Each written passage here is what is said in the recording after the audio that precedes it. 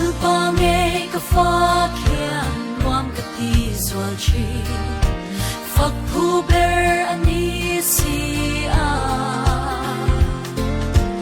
Lamoin ka fakang bansay relovin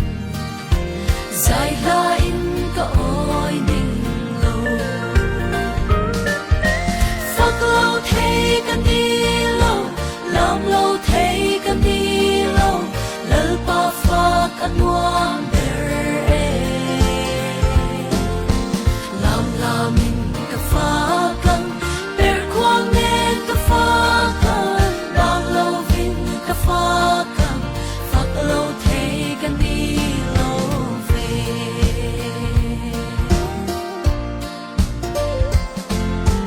Leilal te tan hian lal ro pui ber ni Pathian te pathian ani Lal ro pui ani hian kin ni ani lo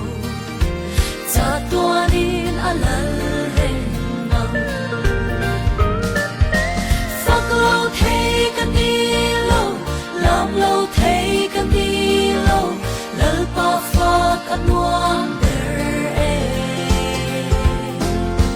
Lam lamin ka fakang ber kwang nen ka fakang Bang lo vin ka fakang Fak lo thay ka ni lo ve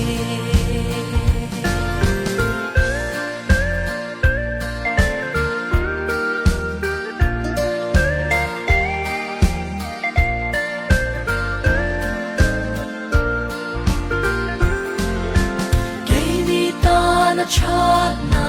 shat sen ruan lo hi ni tin ni na thar se le amangai na ro pui cha tuanin na om ama fa ka thu